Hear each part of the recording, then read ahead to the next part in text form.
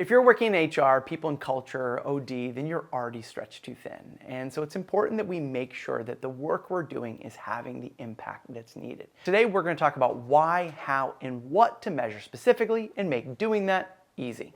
So today, we're going to talk about the 4 reasons of why it's important to be able to measure our recognition program, what and how to measure it. I'm going to share some question ideas that you can use to measure your own program, and most importantly, what to do with the results.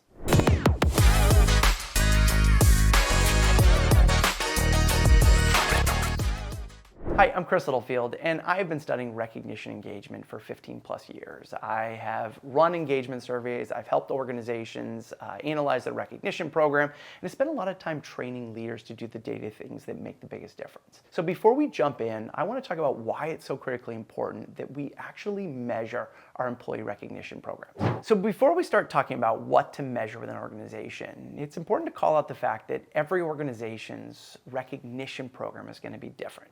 Now, I want to share a caveat that I talk about in a lot of my videos, and make sure you check out some of the other ones on this channel. But it's important to understand the distinction between appreciation, recognition, rewards, and awards. Because many times when people say, let's measure our recognition program, what they're really talking about is measuring the effectiveness of their rewards and awards program.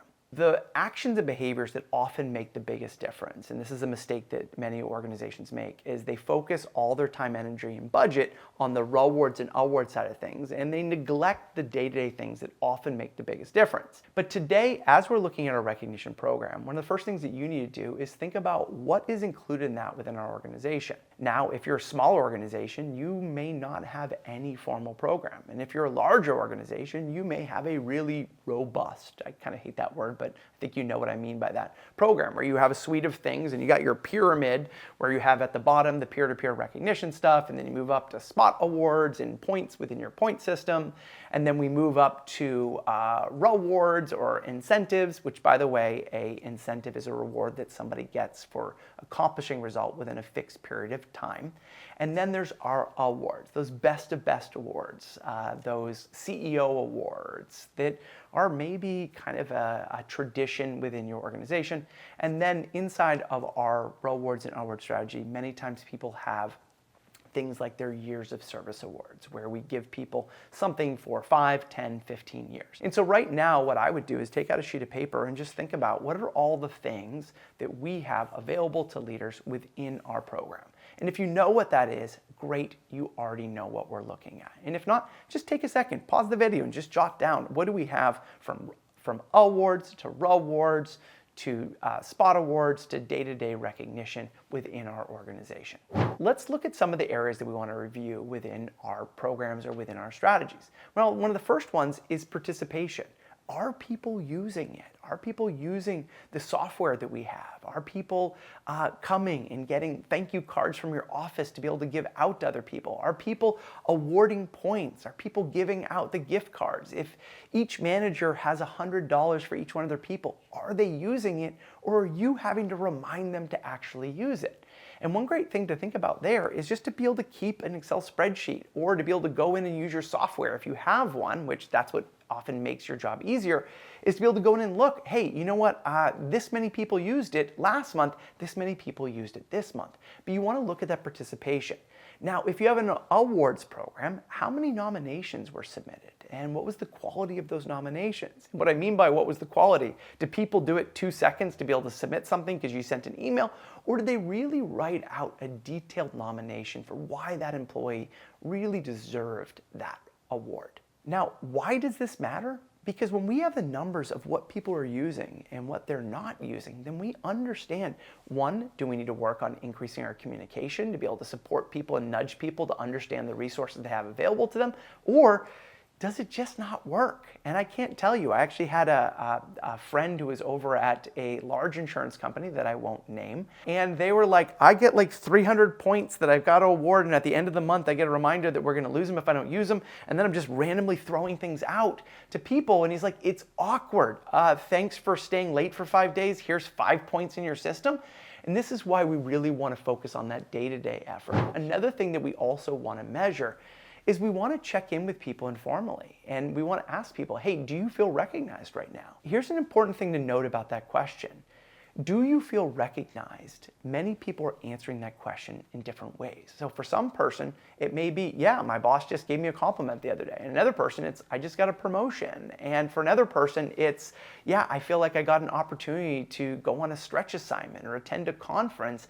That's what has me feel recognized. And that's why it's so important as an HR leader, not just to focus on the rewards and awards side of things, but help your leaders understand what each one of their people wants and needs most and what has them feel valued at work, okay? But that's an important point just to remember there.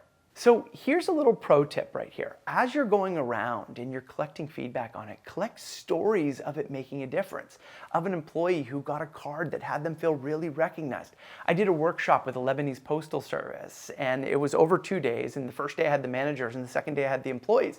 And I asked people, what was the best acknowledgement you ever got? And this woman raised her hand and held out one of the orange thank you cards that we had written the day before. She goes, this was the best acknowledgement that I ever got in my 30-year career here. And just by creating instances where people sit down and write a thank you note, we actually create more of that. So when you have those great stories, collect them, keep them in a database. You can share them out with people to explain the importance and value of them participating in these programs. Now, one of the next things we want to look at is this work that we're doing around recognition having the desired impact for the business? So we want to look at, is it impacting employee engagement? Is it impacting employee experience? Is it impacting intention rates? And you know how you're going to calculate those within your organization. But you want to look, can you find some correlations? If you notice that, hey, you know what? The engagement scores went up this quarter and the recognition platform use or employees recognizing others went up by 10% as well, you can start to draw some conclusions that this may be having a bigger difference. And you may want to double down on that effort. Now, one important thing to remember when we're looking at any of this stuff is that somebody's answer to a survey question is a moment in time. It's important to remember what's going on in time for that employee and within our company. So somebody may one day, they just got a compliment from their boss and their answer may be an 8 on a scale of 1 to 10. And the next day, the manager completely forgot it was their birthday and didn't acknowledge them and didn't use the work that they spent 7 weeks working on, and then they put a 2. And so remember that the scores you have are actually just a moment in time, and we always want to dig out to find more detail. And so when you get those results, make sure you go out and you interview some people. Hey, I noticed the scores are here. What do you think contributed most to the rise in score? And what do you think some of the reasons are that people may have had a lower score in this area? And it's important, the second question I asked right there. What do you think are some of the reasons why employees may have felt this way about it? Because you're not asking that person to answer for themselves. You're asking them to share theories. And when you do that, you're more likely to get an honest answer of what may be going on. Now, what are some questions you may want to include when you're starting to analyze and assess your employee recognition program? One, you want to check in on frequency of recognition. Now, according to Gallup, employees should be recognized for the highest levels of engagement, should be recognized every 7 days. And that's just a good litmus test to say, hey, is this person getting recognized and feeling appreciated on a regular basis? Now, this doesn't mean they're getting points within your system. So it's great to ask on frequency. You're not asking, do you feel recognized? But instead, in the last 7 days, has that person gotten recognized or appreciated for doing great work? And that just lets you know, is it happening? And here's a great thing with that one, is you can let the managers know, hey, in your department over here, nobody's felt like they've gotten recognized in the last week, last month, or last year. Over in your department, they have gotten recognized every single week. And look at the engagement and retention scores in each one of the departments. And you can be a huge resource source to that manager to help shift to doing the behaviors that are going to actually make the biggest difference for their people. Here's another great question you can ask. Does your manager understand what's important to you and what you value most? And now why this is so important to ask is it's going to help you understand, do the leaders actually understand what has them feel valued? And if it's low, you can let that manager know, and then you can give them some tools of how to understand that.